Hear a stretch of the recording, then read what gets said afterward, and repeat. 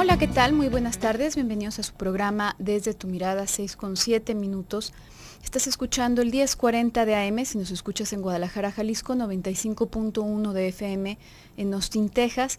También puedes hacerlo a través de la cadena Cable Radio Network o bien a través de la página www.radiomujer.com.mx, en la cual, sabes, en unos momentitos más que estaremos ya conectados al chat para recibir tus comentarios. Recuerda que también está el Twitter, @desde tu mirada, y el correo electrónico desde tu mirada @radiomujer.com.mx. Otras líneas de comunicación, los teléfonos en cabina 31 22 11 90, 36 47 18 83, una línea nacional sin costo 01 800 727 54 20 y la línea directa para quienes nos escuchan en Austin, Texas, 512 215 4909. El día de hoy vamos a hablar acerca del miedo a la locura, locura anunciada. Y bueno, ¿por qué lo presentamos de esta manera? Pero antes de entrar de lleno al tema, déjame decirte, por aquí tenemos un servicio social. Se está solicitando sangre tipo B negativo en el Hospital Real San José, cuarto 1403, para el señor Pedro Carral y Carral. Repito, sangre tipo B negativo para el señor Pedro Carral y Carral en el Hospital Real San José en el cuarto 1403. Si puedes ayudar a esta persona, bueno, pues seguramente él y todas las personas a su alrededor te lo agradecerán bastante. Y bueno, entrando ahora sí al tema. ¿Qué ocurre con este miedo a la locura? Creo que antes de llegar a una parte más profunda, tendríamos que empezar aclarando cómo es que va funcionando nuestro conocimiento acerca de las cosas que tenemos alrededor. Hay muchas cosas que a veces decimos que intuimos algo, ¿no? Y hay personas que incluso llegan a, bueno, pues hasta pensar en cuestiones ya cercanas a las premoniciones y prácticamente esta percepción, esta perceptividad que tienen les hace pensar que tienen como una especie de sexto sentido, ¿no?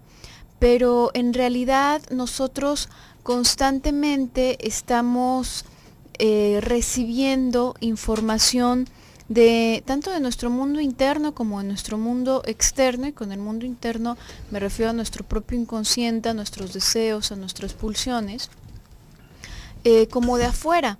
En realidad no estamos conscientes de la cantidad de información que de hecho sí tenemos, porque es tanta y recibimos información por tantos medios y medios me refiero a nuestros canales de percepción, no medios de televisión, radio, no. Recibimos información por tantos medios que verdaderamente nos volveríamos locos si estuviésemos conscientes constantemente de toda esa cantidad de información que viene de afuera y de adentro.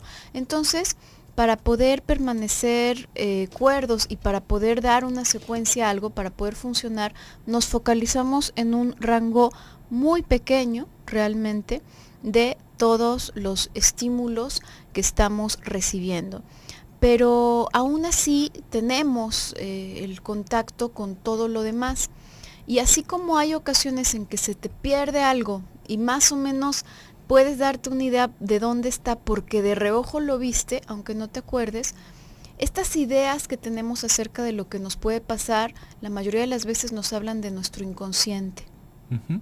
Es como esta comunión que tenemos de alguna manera con esta parte que nosotros no conocemos de primera mano de nuestra personalidad, de nuestro psiquismo, y que nos va avisando, ¿no? Es más, por ahí podríamos encontrarnos otros ejemplos de momentos en los que esto va sucediendo, ¿no? Que alguien dice, es que siento que algo va a pasar, siento que algo malo va a pasar, y de alguna manera nos damos cuenta de que traíamos mal la llanta de un carro, ¿no? Que estaba roto el rin, por ejemplo.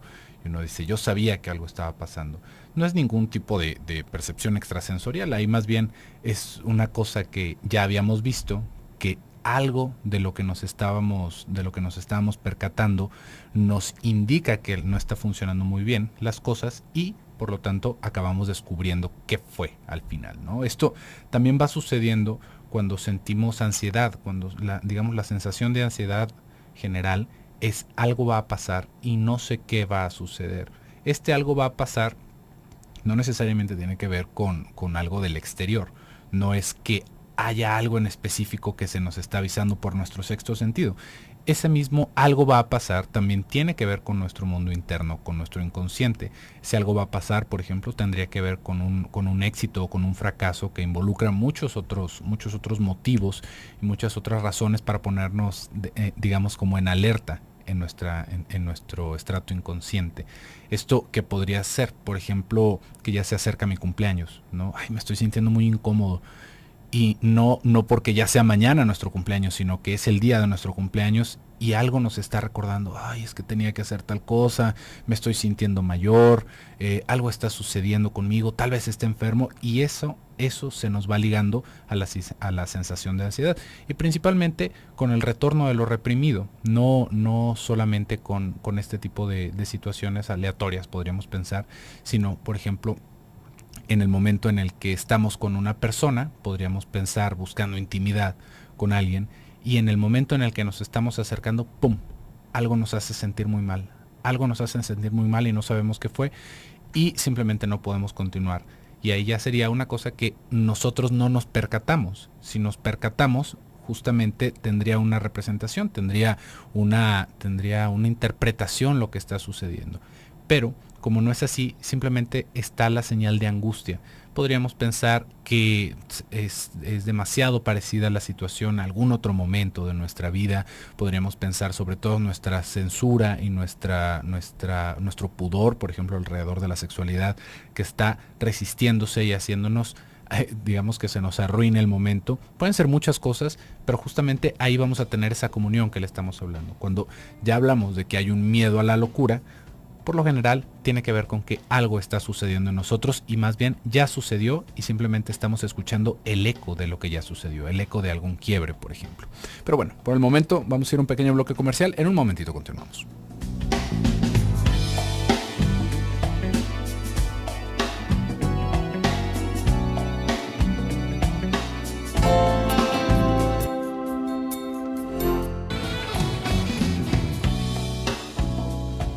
Regresamos a tu programa Desde tu Mirada, 6:19. Estamos hablando acerca del miedo a la locura, locura anunciada.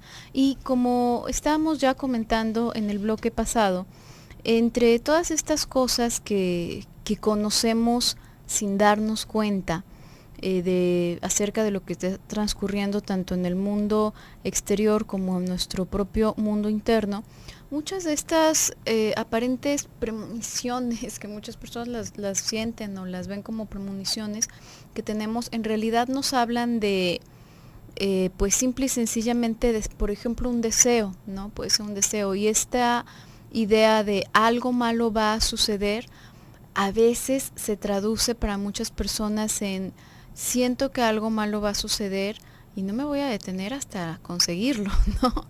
Hasta que no verdaderamente algo malo suceda, porque ya voy manejando todo nervioso, toda nerviosa, ya estoy cocinando también con eso, y hasta que no me echo el aceite encima o le choco a alguien, se me va por completo, se me borra el alto y me sigo de largo. Bueno, pues entonces ahora sí pasó algo y ya tengo la confirmación, pero a final de cuentas, esa idea constante y sonante en la cabeza de que algo malo iba a suceder, era más bien la idea de tengo muchas ganas de que me pase algo malo, ¿no? Tengo muchas ganas de reventar el carro encima de alguien, tengo muchas ganas.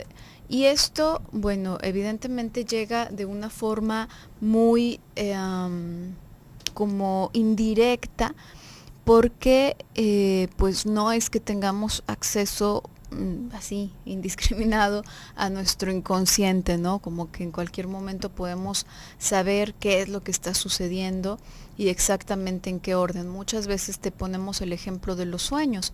Los sueños son una manera perfecta para darnos cuenta de cómo funciona el inconsciente. Lo que aparece en tus sueños probablemente durante el sueño puede que te haga sentido. Hay personas que incluso dentro del sueño llegan a darse cuenta del absurdo que está sucediendo, pero en muchas ocasiones te hace perfectamente sentido. Y una vez que despiertas piensas, bueno, pero es ilógico, ¿no? ¿Por qué estaría yo haciendo eso? ¿Por qué habría accedido a hacer eso? Y es, bueno, porque no es la misma lógica la que existe en tu cabeza despierta y en el inconsciente. Entonces, cuando hablamos de locura, así en términos muy generales de lo que la mayoría de las personas pueden llegar a entender como locura, por lo general estamos refiriéndonos a un apartamiento de la realidad. Y hacia dónde nos apartamos en la locura, si nos estamos alejando de la realidad, hacia dónde estamos yendo, bueno, pues empieza a prevalecer únicamente la realidad interna de la persona. Podríamos imaginarnos en un estado ya bastante crítico, que las imágenes del mundo interno, podemos llamarlas alucinaciones, y la lógica del mundo interno, que puede hablarse como de delirios, llegan y van ganando terreno por encima de las imágenes del mundo externo, de lo que alcanzamos a percibir del mundo externo y de lo que podríamos ligar con haciendo lógica y sentido en el mundo externo. Entonces, eso es lo que por lo general podríamos entender por locura, ¿no? Un apartamiento de la realidad externa. ¿Y qué ocurre? No es que se quede en blanco todo. Podríamos estar hablando de un autismo, por ejemplo, pero por lo general lo que ocurre es que se suple la realidad de afuera por la realidad interna, y es como pensar que una persona ya en un estado bastante crítico de psicosis está soñando despierta, ¿no? Todas esas cosas que las personas a su alrededor se empeñan en hacerles entender, es que de verdad no hay nadie siguiéndote, mira, esta persona únicamente. Es absurdo intentar hacer algo como eso, porque para la persona es tan real como para ti lo es en tus sueños. Tú cuando despiertas también te das cuenta de que es absurdo, pero cuando estás soñando, no, cuando estás soñando es muy real que la persona de pronto tenga la capacidad de volar y entonces aún te está siguiendo aunque tú ya vayas en un aeroplano, etcétera. Para estas personas se va supliendo de esta manera. Entonces, esto no ocurre de un día para otro, en definitiva. Va ganando terreno, ¿no? Justamente se va extendiendo y extendiendo. Y en muchas ocasiones las personas llegan a tener esta sensación, ¿no? Este temor a enloquecer, este temor a perderse por completo. Y ese temor, así como muchas otras cosas, probablemente hablan de un deseo, por un lado, el deseo de retirarse de la realidad, y también de algo que de hecho ya está transcurriendo, que no es que la persona esté loca, sino que la persona muy probablemente en efecto ya se está alejando de la realidad, y puede ser algo tan simple como que está cortando sus vínculos con el mundo externo. Uh-huh. Esto que tú vas hablando, Gaby, de la retirada, del deseo de enloquecerse, es una cosa bastante real y podríamos pensarlo peligrosa. Sí. En sí, muchas veces se nos va preguntando, y creo que este mes vamos a tener un tema específicamente de eso, por ejemplo, de los internamientos, ¿no? ¿Qué tan recomendable es que uno se interne o que internemos a un familiar en una institución de salud mental? Y aquí, ahorita hablando de este tema, podríamos pensar cómo justamente la locura, el quiebre, es una defensa psicótica, es un mecanismo de defensa psicótico. Esto es una cosa bien importante que tendríamos que entender. Todo lo que nos va pasando a nivel mental va relacionado con mecanismos de defensa de nuestro psiquismo. Los mecanismos de defensa no son esto que muchas personas dicen, ay, es que a mí de repente me da por decir mentiras porque es como un mecanismo de defensa. No, no es ningún mecanismo de defensa y nada más estamos de psicópatas. Un mecanismo de defensa tiene que ver con cómo nuestro mismo psiquismo está intentando mantener una homeostasis en nuestros afectos. ¿Qué quiere decir esto? Que está buscando un equilibrio en sus afectos, está intentando preservarse.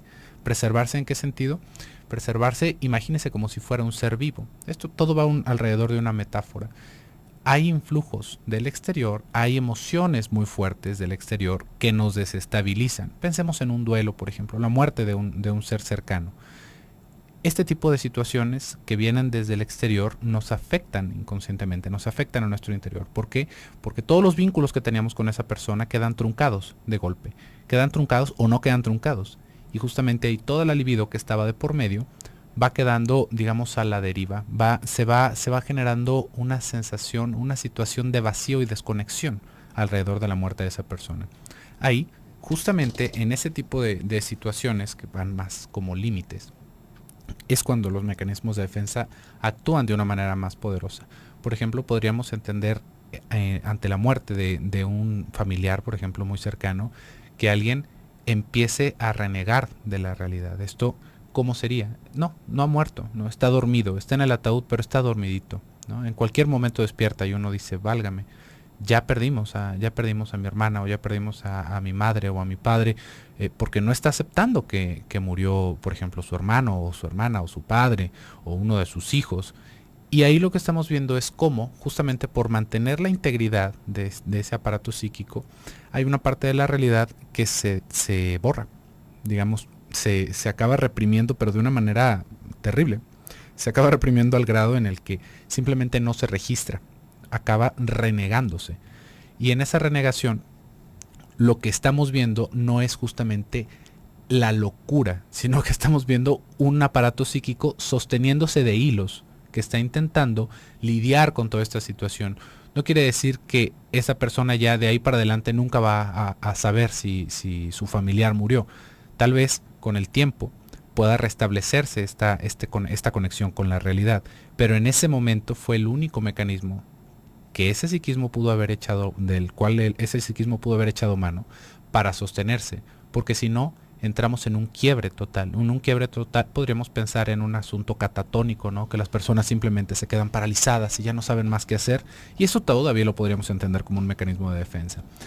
En esto que estábamos hablando de los internamientos, la locura, la desintegración del yo, ¿no? También se puede prestar como un mecanismo de defensa. En sí es un mecanismo de defensa. Y ahí lo que estamos haciendo, si hacemos un internamiento, es reforzar ese tipo de escape del sufrimiento. En lugar de poder fortalecer otros aspectos de la personalidad, estamos reforzando con una desconexión total de la realidad ese mecanismo de defensa y resulta ser totalmente contraproducente. Pero bueno, vamos a ir a un pequeño bloque comercial. En un momentito continuamos con esto. Pasamos a tu programa Desde tu Mirada, 6:34. Estamos hablando el día de hoy acerca de este miedo a la locura y tú comentabas, José Luis, a propósito de la forma de defensa, ¿no? Digamos que el mecanismo de defensa, digamos que es como la última resolución, ¿no? Es una vez que el psiquismo se queda sin recursos, sin otros recursos, bueno, pues aparece este quiebre, ¿no? Y hay ocasiones en que una persona ante determinado evento en específico puede verse en esta situación, ¿no? Se le agotan por completo los recursos y verdaderamente no ata, ¿no? No puede atar en absoluto. Y bueno, esto pasado un tiempo, es más, muchas veces unos segundos, unos minutos después de recibir una noticia, finalmente alcanzan como a centrarse un poco y actuar, ¿no? Hacer algo. Pero aquí es muy interesante pensar sobre todo en este temor. A mí me parece que es importante tocarlo porque creo que muchísimas personas han pasado por ello. Y la mayoría de las veces es una especie de sentimiento encontrado. Es lógico porque ya hablamos de que como una especie de huida de la realidad es un mecanismo y es, digamos, es una defensa. Y podemos pensar incluso, es un deseo de pronto de huir de la realidad, de desentenderse de la realidad, ¿no? eh, Totalmente contraproducente, como comentabas tú, José Luis, porque a final de cuentas, bueno, pues estamos en medio de están bombardeando, yo puedo cerrar los ojos, pero eso no me va a salvar de las detonaciones, ¿no? Es aún peor que si estuviese viendo, tendría más posibilidades de salvarme que si me lo aviento a ojos cerrados, ¿no? Sin embargo, estas ganas de escapar aparecen. Entonces en las personas que de pronto aparece este temor, la mayoría de las veces está mezclado con una especie de misticismo, ¿no? Una especie de misticismo que defiende a capa y espada todo lo que podría contribuir o todo lo que ya forma parte de estas ideas delirantes que están por ahí flotando, ¿no? Alrededor. Entonces, ¿a qué me refiero con esto? Muchas de estas personas pueden llegar a sentir este miedo, pero en soledad. No se atreven a pronunciarlo en voz alta o incluso a buscar ayuda por miedo a que la gente vaya a pensar que están locos, ¿no? ¿Qué es esto? Esto es algo muy curioso porque es una trampa totalmente que nos va jugando nuestra propia cabeza, nuestro propio psiquismo, ¿no? ¿Una trampa en qué sentido? Evidentemente, bueno, eso nunca se va a tocar, ese es un área de la vida que no se va a tratar, porque, y es lo que declaran muchas personas, ¿no? Es que yo no estoy loco, entonces yo no tengo por qué ocuparme de esto, ¿no? Bueno, y entonces, ¿cuál es el miedo de ir a atenderte? Además, digo, lamentablemente, y sí, lo vamos a tocar más adelante en la cuestión, por ejemplo, los internamientos, pero lamentablemente hay también distintas formas, digo, las personas muchas veces se acercan y por lo general nos sucede esto, ¿no? Si tú andas, si tú traes hambre, por ejemplo, lo más probable es que sin darte cuenta vayas a acercarte por los lugares que venden comida, ¿no? Aunque no estés conscientemente buscando un lugar para comer, o te van a empezar a llamar la atención por el mismo sitio por donde siempre pasabas y no te habías dado cuenta que habían tantos restaurantes, que habían tantas tiendas de nieves, que habían tantas... Ahora te das mucha cuenta porque hace resonancia con lo que te está sucediendo a ti, ¿no? Tienes hambre.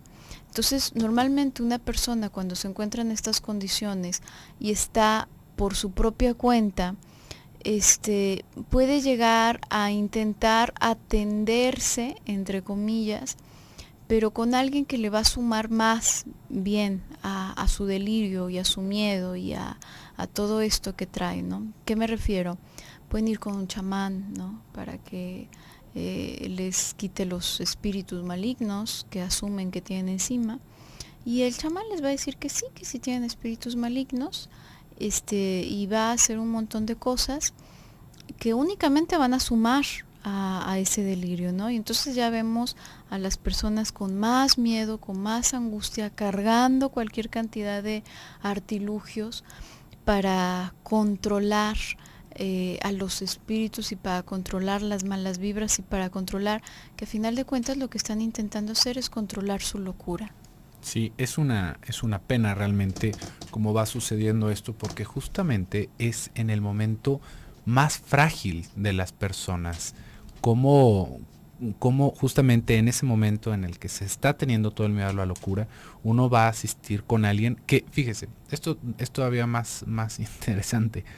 Por lo general, este tipo de tratamientos, entre comillas, que tienen que ver con el chamanismo o lo demás, también lo podríamos entender como una formación alrededor de un miedo, de una sensación inminente de locura. ¿Por qué? Porque fíjese cómo al momento en el que empezamos a sentir que perdemos piso, vamos a agarrarnos de lo que sea.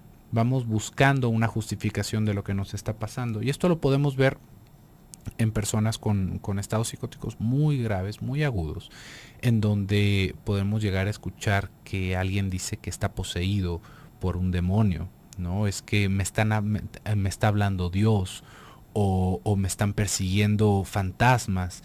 Y este tipo de cosas, por lo general, las acabamos viendo como digamos, como un quiebre, tal cual. Lo estamos viendo como una crisis, no lo vemos como una realidad. Pero hay muchos de estos delirios que a otras personas les pueden hacer sentido. Por ejemplo, pues bueno, no nos tendríamos que ir tan lejos.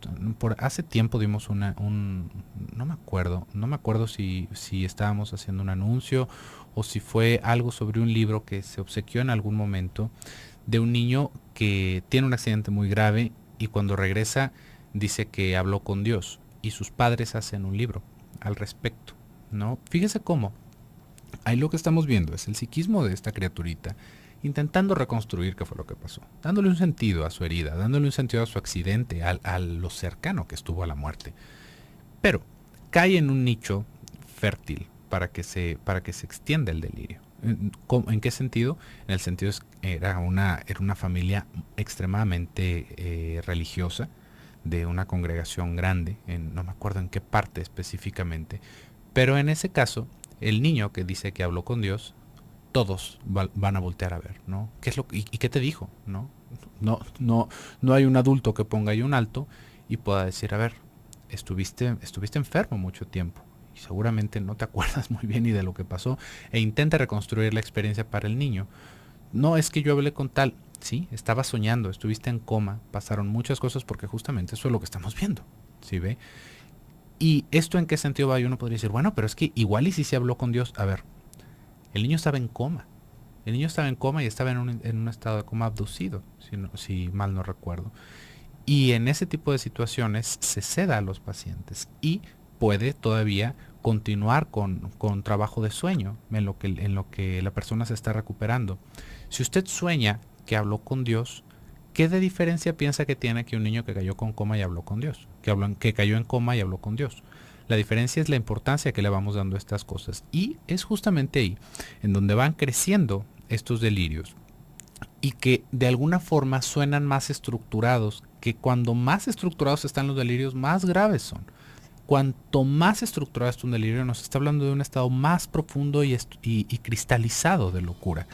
Y cuando nosotros nos juntamos, vamos buscándole un sentido a nuestras ansiedades con el delirio de alguien más, déjeme le digo que eso no nos está ayudando de nada. Eso solamente va a incrementar la angustia, porque estamos caminando sobre una nube, sobre algo que no está, sobre algo que no nos puede dar firmeza, y no estamos haciendo nada realmente por reconstituir ese aparato psíquico y otra vez contactarnos con la realidad, porque lo único que estamos haciendo es darle una salida en la fantasía y más allá en el delirio, y esto justamente es enloquecer. Ahí es en donde sí está la locura en concreto. Pero bueno, vamos a ir a un pequeño bloque comercial, en un momentito continuamos.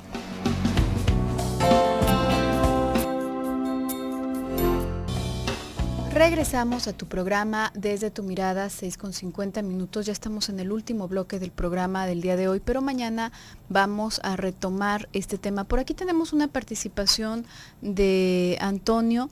Antonio, tú nos preguntas cómo se puede poner límites a una persona abusiva. Fíjate, Antonio, que bueno, no se relaciona en realidad con el tema, directamente con el tema que estamos hablando el día de hoy, y además no existen fórmulas universales, no existen estándares universales para empezar, ni tampoco fórmulas universales que puedan funcionar en todos los casos, ¿no? Quién sabe cuál sea la situación y el tipo de persona a la que tú te estés enfrentando en este momento de tu vida, pero por lo general, cuando cualquier persona llega a cuestionarse cómo puede hacer con los otros o por qué los otros hacen o deshacen, es muy útil voltear la mirada hacia nosotros mismos, hacia lo que estamos haciendo, porque es posible que sí la persona de afuera tenga ciertas características, a lo mejor si es una persona abusiva, a lo mejor puede ser muchas cosas, pero no podemos cambiar a las personas afuera, sino que podemos ver de qué manera interactuamos con esas personas de afuera para que se configure de tal o cual manera. Entonces, sería una respuesta verdaderamente absurda de mi parte y lamentablemente típica en muchas partes, si yo te dijera que simplemente digas no. Eso es muy evidente, ¿no? Probablemente tú también ya lo sabes. Lo que no sabes es por qué te cuesta tanto trabajo decir no y por qué en ese momento te agarran en curva y simplemente cuando menos acordaste ya estás a las órdenes de mande usted, ¿no? De alguna persona o de algunas personas. Entonces es mucho más importante mirar hacia nosotros mismos que buscar estas fórmulas universales, ¿no? No existen en primer lugar y además las personas o los libros que te digan que existen, lo más probable es que únicamente te sometan a algún tipo de ritual obsesivo al cual después vas a estar encadenado en lugar de estar encadenado a las personas. Entonces más bien ver por qué, entender el por qué no pones los límites, ¿no? Y bueno, no cerrando, porque no vamos a cerrar hoy el tema de este miedo a la locura, pero sí recalcar, a propósito de esto que mencionamos en el bloque pasado, es absolutamente normal que una persona así de perdida, una persona así de confundida, sin darse cuenta, de verdad llegue a estos lugares y porque hace resonancia con estos lugares y hace resonancia con estas personas, ¿no? Entonces, sí es muy importante que las personas, que haya alguien alrededor que pueda poner los pies en la tierra y ayudar en ese sentido, ¿no? En el sentido de no de volver a esta rectificación absurda de no es cierto, es que mira, tú te lo estás imaginando, es que mira, está pasando, eso es absurdo, eso no sirve para nada, sino a poder encauzar a esta persona a un lugar en donde sí le puedan ayudar de verdad, ¿no? Y sobre todo no contribuir al delirio, que es difícil, a veces es muy difícil, las personas alrededor suelen asustarse por lo general y francamente es algo que pues no, la mayoría de las personas no tienen idea qué hacer, ¿no? En el momento toma por sorpresa, aún con los muchos avisos que hay, porque hay avisos desde antes, pues estas son cosas tan dolorosas y tan difíciles de tramitar que normalmente los familiares y las personas cercanas se van haciendo de la vista gorda hasta que ya esto revienta en una situación tan incontrolable que ya no les cabe dentro de las manos, ¿no? Entonces digamos, es parte normal y el delirio también hay que tratarlo. Esto es muy importante, no es una mentira. Las personas alrededor dicen, es que no es cierto, es nada más tu imaginación, es nada más, pero es como en el sueño, no es una mentira. La cosa es que tampoco es en concreto real, atañe a una realidad, es un hecho, ese miedo, esa persecución, atañe a una realidad, solo que no la realidad de que haya una persona física o de que haya un fantasma o de que haya un extraterrestre siguiéndote, pero sí hay algo que te está persiguiendo. Lo que pasa es que atañe a una realidad interna, probablemente es un sentimiento de culpa, son de verdad cosas difíciles de descifrar, pero que sí pueden descifrarse y que una vez que se desenmaraña y se entiende qué es, bueno, esto puede cobrar un rumbo absolutamente distinto y no se trata de negar el delirio, la alucinación, sino de traducirlo en palabras de este plano, de terrenal, ¿no? Uh-huh. y que justamente ahí es en donde estamos viendo una alternativa para reconstituirse, ¿no? Realmente para que haya un camino de regreso. Este asunto de la locura, yo creo que es lo que más va manteniendo a las personas lejos del consultorio, no en el consultorio, lejos del consultorio de un profesional de la salud. ¿Por qué? Porque nos hacemos pensar que una vez que nos sintamos enloquecer, que una vez que hayamos sentido que traspasamos ese límite, que es un límite distinto para cada uno de nosotros, ya no hay vuelta, ¿no? Ya ahí nos quedamos. Y si vamos a atendernos es porque ya cruzamos ese límite, ¿no? Ya no es tan común que escuchemos eso, pero es a veces hasta razón de estigma hablar de que uno está yendo a un tratamiento psicológico, ¿no? Psicoterapéutico. ¿Por qué? Porque lo primero que preguntan es, ¿y estás loco? ¿No? ¿Y de qué estás enfermo?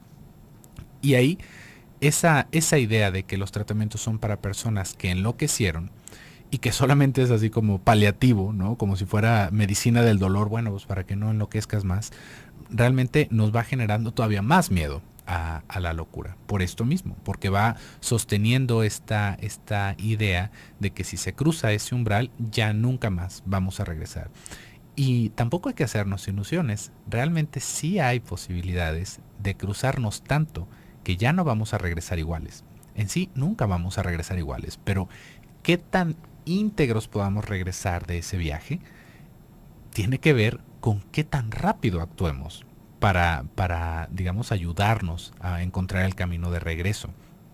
Esto en el sentido de que si seguimos, digamos, dándole leña a nuestra locura, hablando de que si entonces ahora llegó un enviado de luz y me está diciendo cosas y ya me dijo mi maestro de taekwondo, de yoga, que sí es cierto porque él también se le manifestó tal, estamos dejando que se nos erosione la cabeza, estamos alejándonos de la realidad.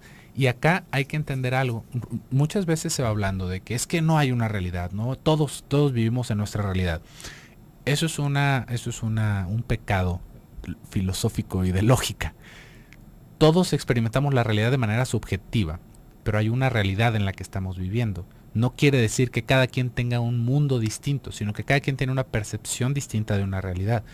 Porque alguien diga que está hablando con fantasmas y que le están comandando que haga o que deje de hacer, no quiere decir que esté en una realidad diferente. Simplemente se despegó de la realidad comunal y se despegó justamente de esos vínculos que nos mantienen en el piso, que nos mantienen en lo mundano, que no quiere decir que todos nos vamos a normalizar y que todos tenemos que experimentar la realidad igual, no, pero cuando ya estamos hablando de este tipo de formaciones, de este tipo de delirios y de mecanismos de defensa que realmente resultan muy dañinos, lo que estamos viendo es que estamos cortando todos los vínculos que tenemos con esa realidad que nos mantiene en el mundo con las demás personas, que nos hace personas principalmente.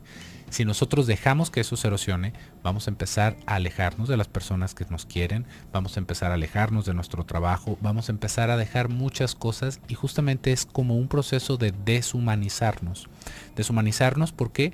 Porque si se fija, llega un punto en el que las personas, tal vez usted lo haya experimentado o en algún momento hablé de eso, de cómo, por ejemplo, hay ciertas personas ya con un grado de enfermedad tan complicado que ya no hablan.